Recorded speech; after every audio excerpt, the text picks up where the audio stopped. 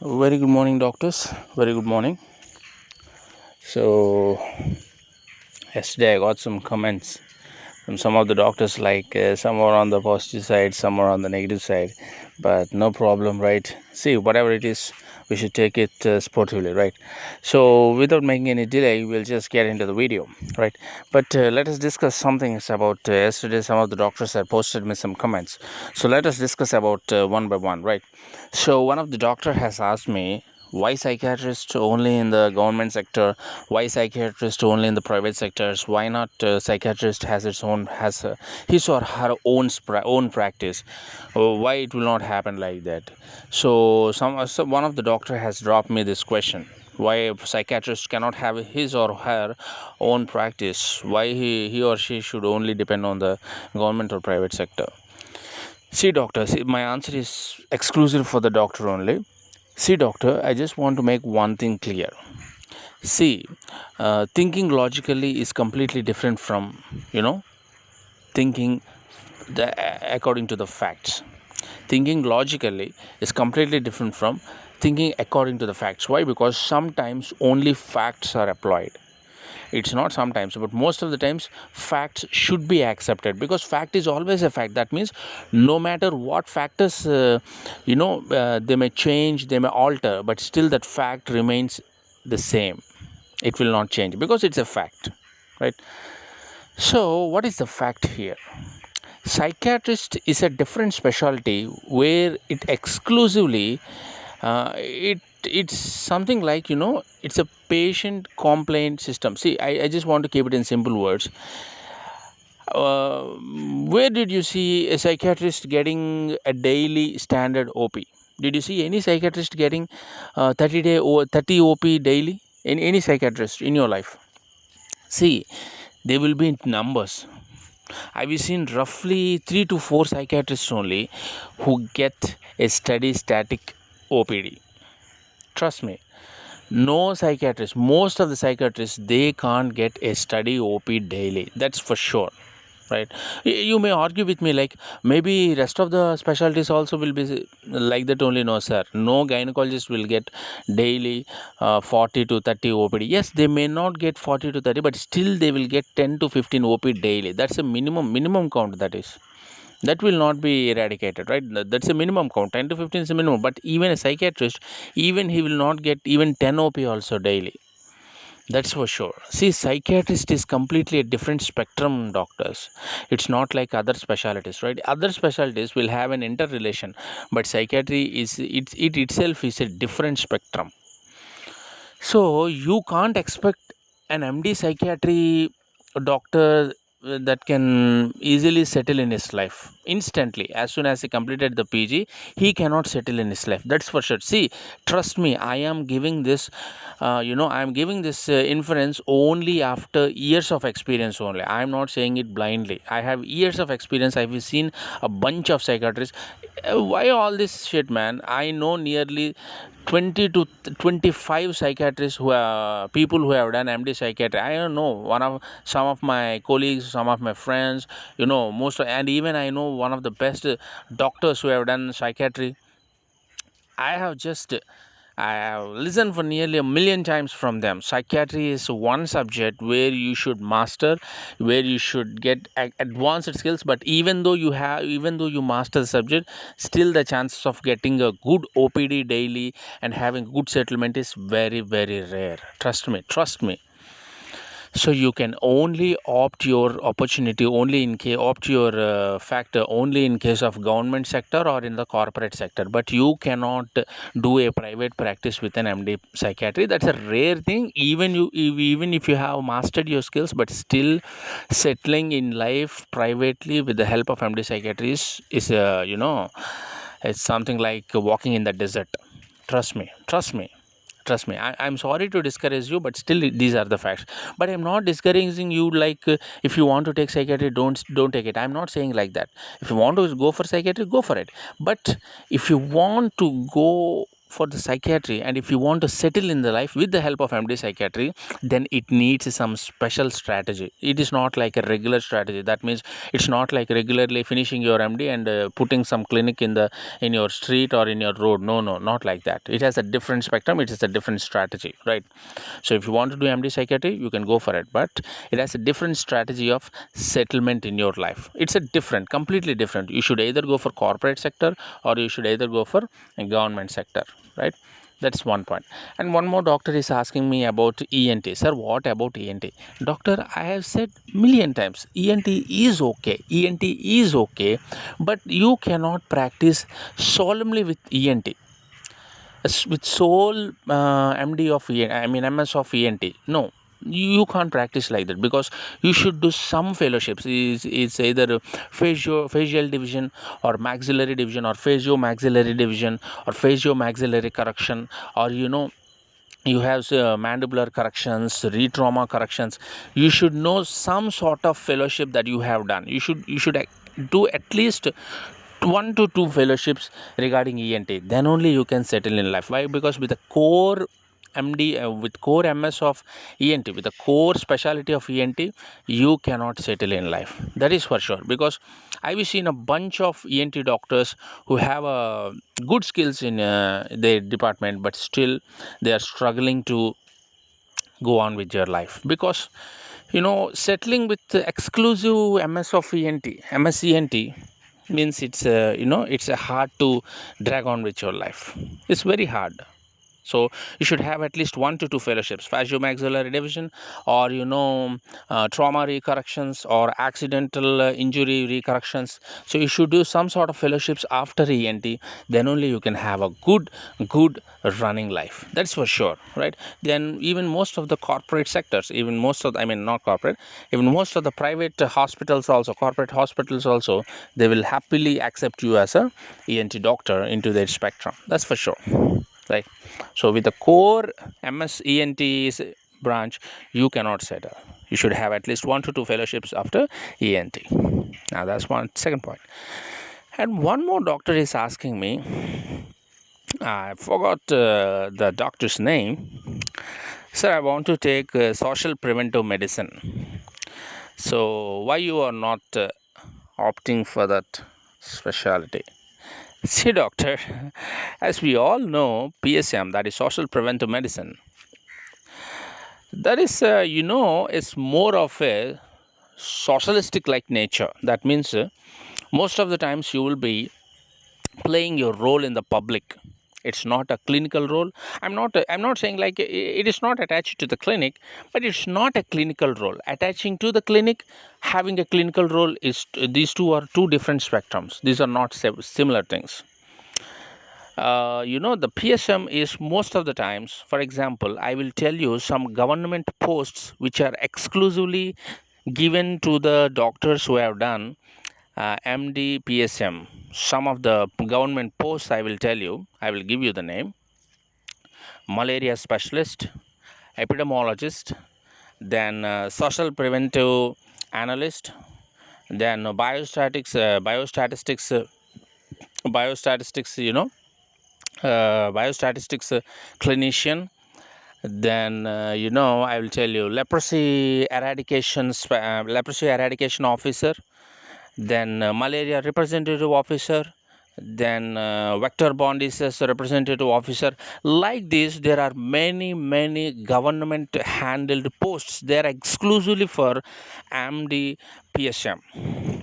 So if some of the doctors want to do MD PSM, you have good posts in the government that you can apply for it, go for the interview, and you can happily join in that. But the first thing I want to say is, you will lose the clinical role for sure. Don't expect any clinical role. You will not have any clinical role. Most of the time you will be having a public oriented or public related work schedule. Don't expect clinical role in social preventive medicine. And one more thing I want to tell, see, I'm not looking down on girls. I'm not degrading them. See, I'm saying it once again. I'm because most of the girls may think like, why SR is looking down on the girls. No, I'm not saying. See, I want to make your life easy. That's it. That is what my intention is, right?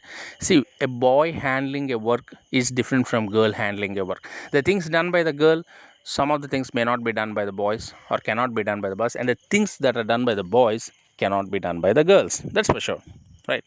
For example, if it's a nail fixation, an interlocking nail fixation can be done by a boy a little bit easily than when compared to a girl, right?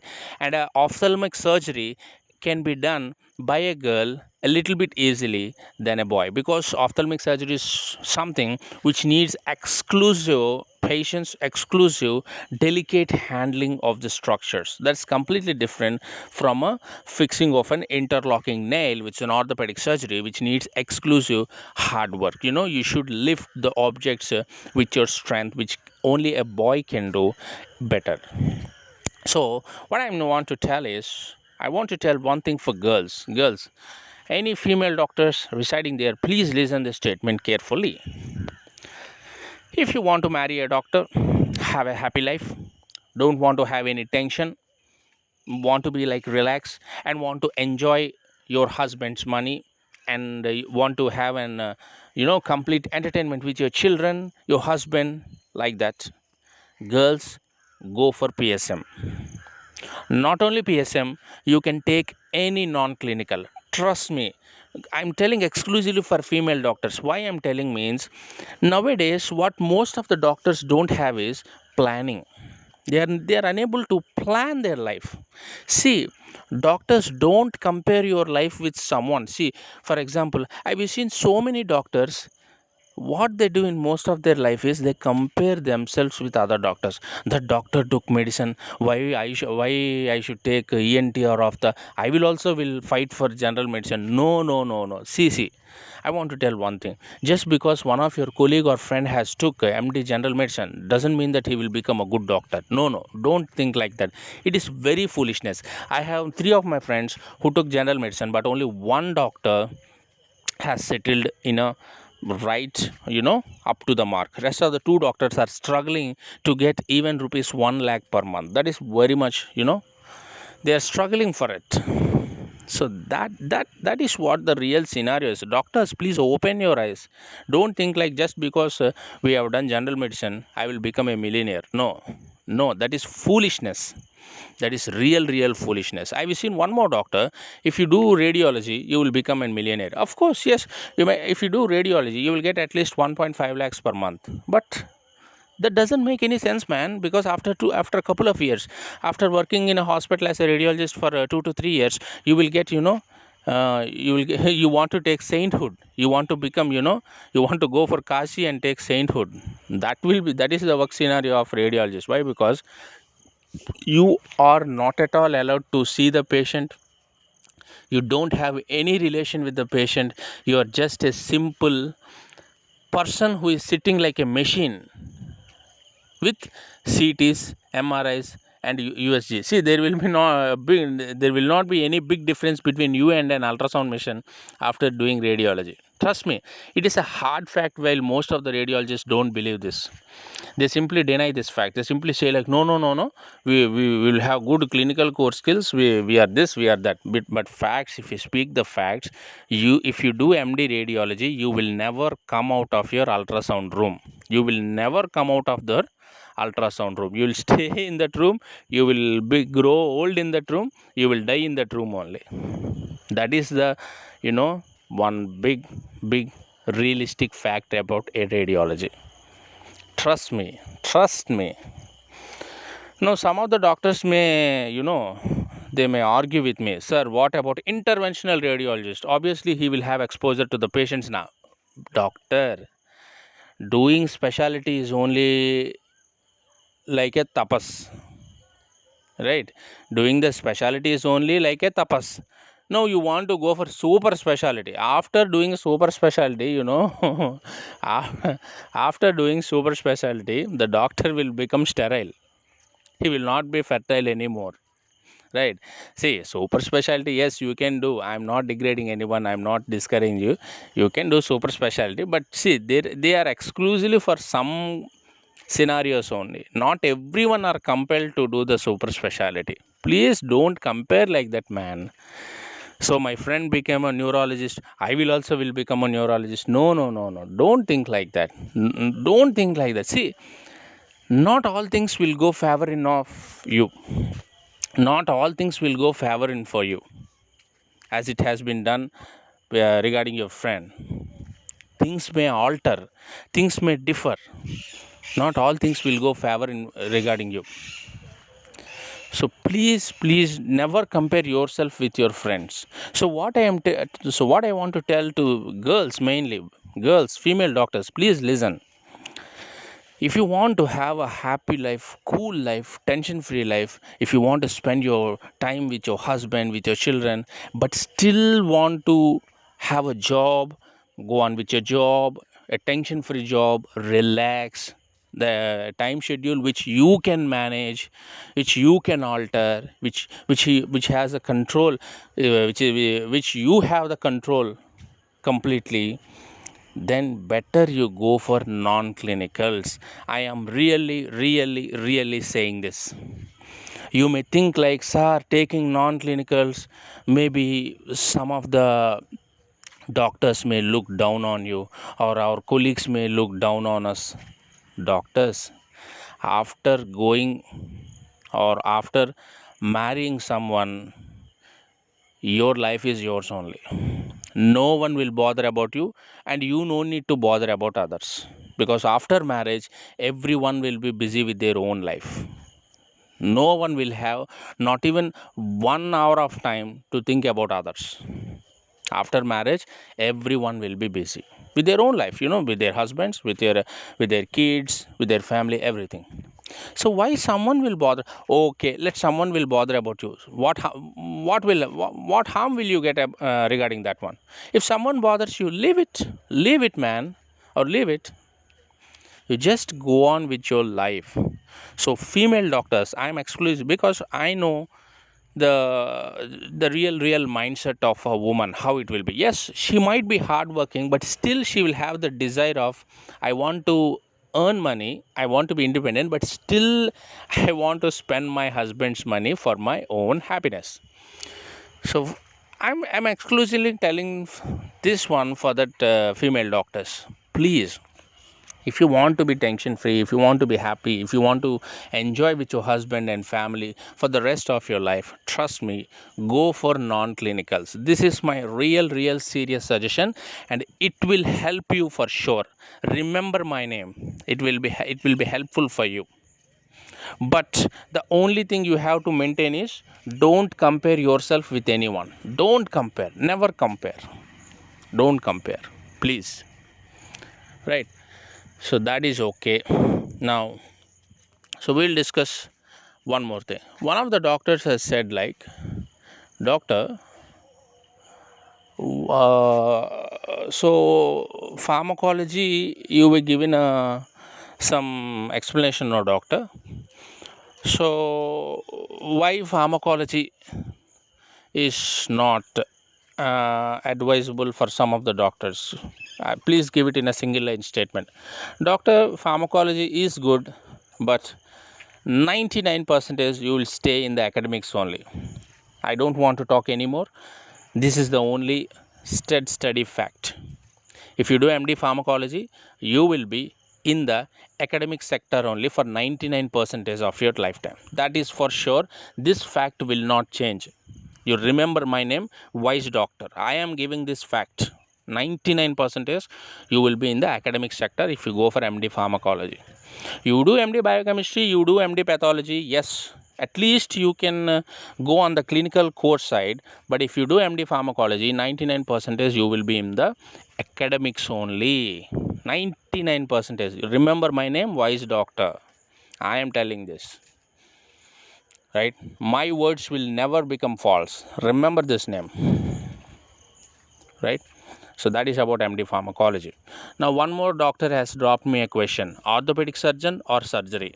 Always orthopedic surgery. It is not personal, but still it is a fun fact that orthopedic surgeon has a bright future.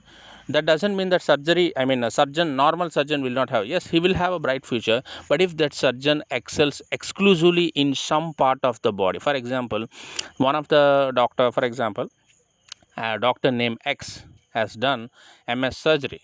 Now, what he should do next after MS surgery? After MS surgery, either if he has that ability to go for super specialty, there's cardiothoracic surgery or gastro surgery or endocrinological surgery or neurological surgery, he can go for it. But if he finishes the marriage and I don't have, see, after marrying life will be something different, balancing the kids, family, everything. And still if you want to fight for the what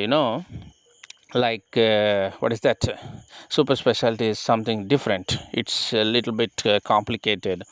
So I think after MS surgery you can simply go for something like what is that, some fellowship. Take it like there are so many fellowships after MS surgery.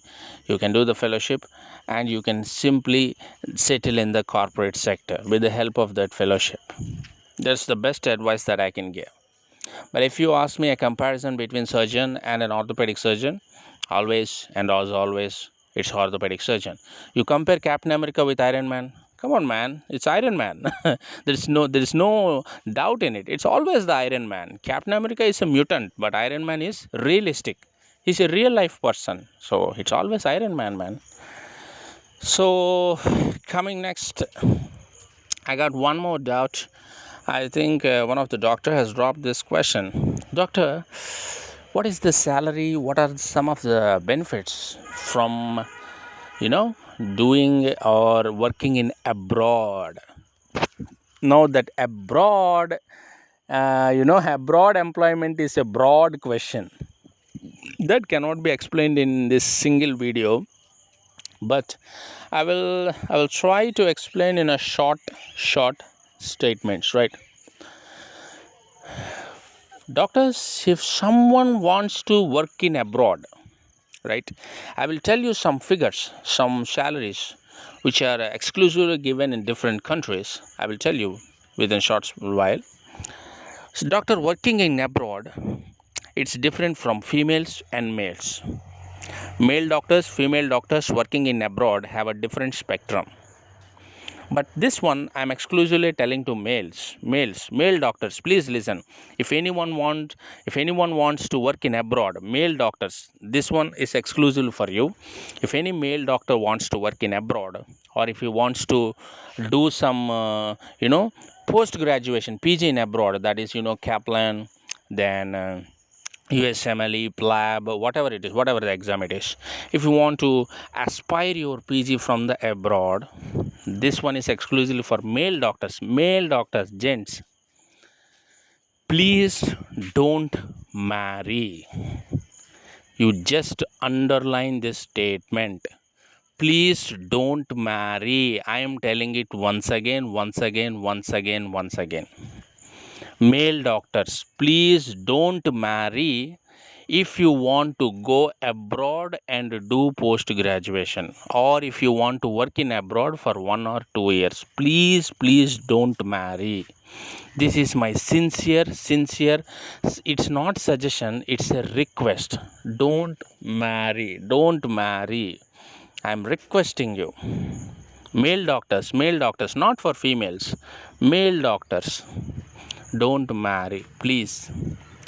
It will be a very hectic thing for you, because the women nowadays, I see, once again I'm telling, I'm not pointing out any women, but the women nowadays are not like the women present in the olden days. They're completely different right now, because I don't want to discuss any much in deep, because that will become more of a familistic like thing. But but simply listen. The women, the nowadays, the present generation women or girls, they can't handle any situation like the olden women or older generation women. They can't handle the situation like older generation women. They can't handle, trust me. So it's very much dangerous to marry a woman and going to abroad for PG.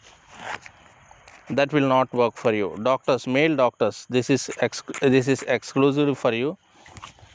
So please don't marry if you want to go for abroad for doing post graduation, or if you want to work in abroad for 1 or 2 years. But if you ask me about the packages, yes, in Iran, for example, if in Iran you can get nearly $1,000 to $1,100 per month.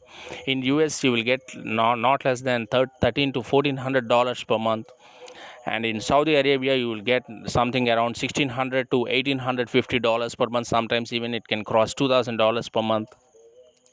Okay, if you go to some the African countries like Ethiopia, you will get not less than $3,000 per month.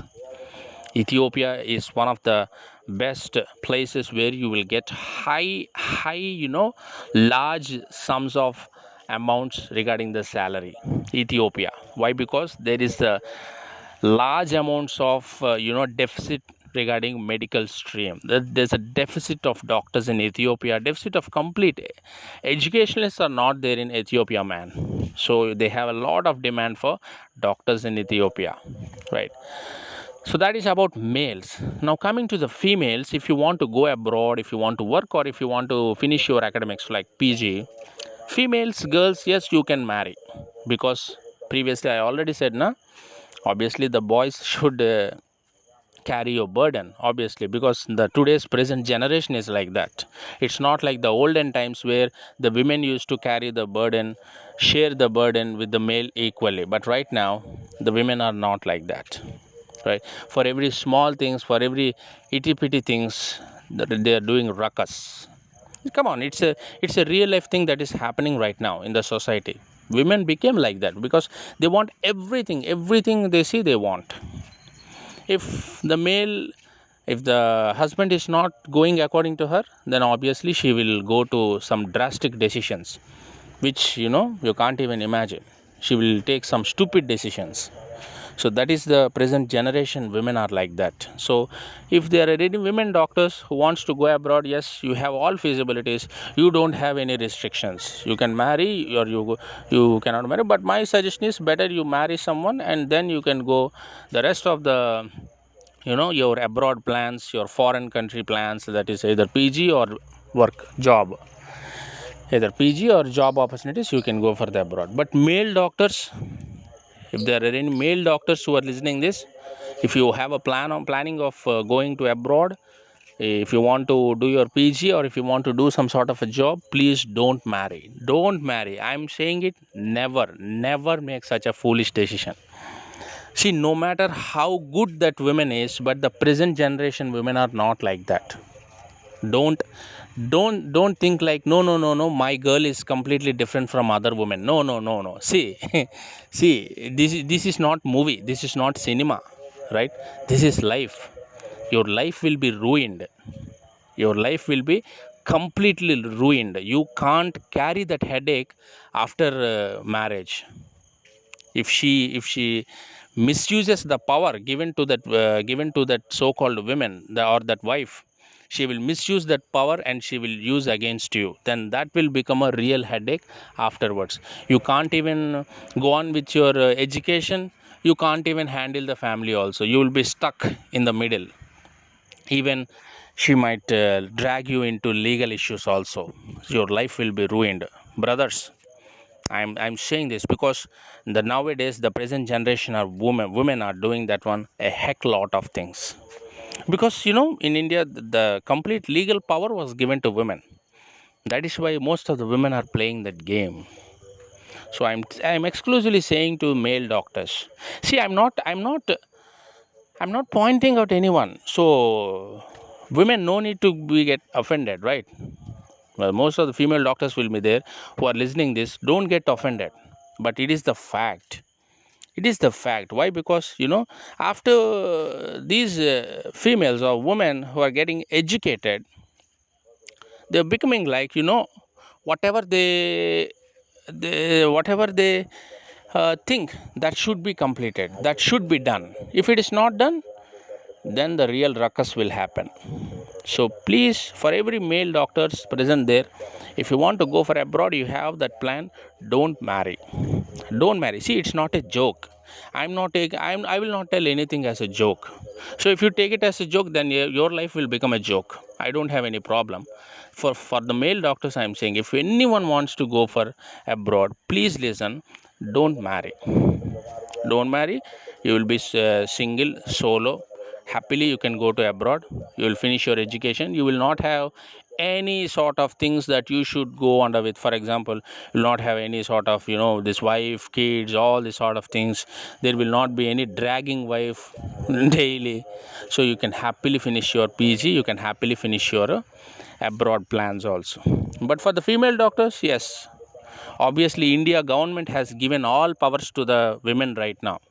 All laws are also completely in favor of women, so there is not at all any problem, right? If it is a female doctor, yes, you can marry a male doctor, you can marry a husband, right? No problem, then you can go for abroad, right?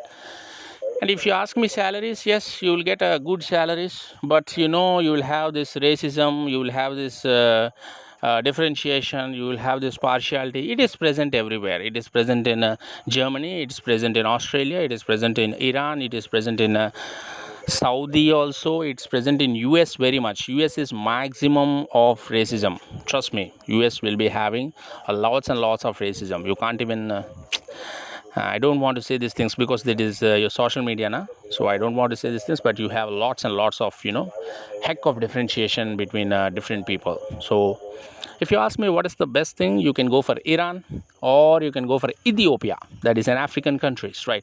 Ethiopia is also good, and Saudi is also okay, but it's extremely rule oriented. That means you will have different guidelines, rules, protocols, everything that you should follow as doctor. If anything goes wrong, then that will deep you into a deep trouble. Okay, so with that, I think I will discuss most of the topics which doctors asked. I think I'm okay with it. So if you have any sort of doubts, please feel free to drop it down in the comment section. Your wise doctor is always there to solve your issues. Thank you.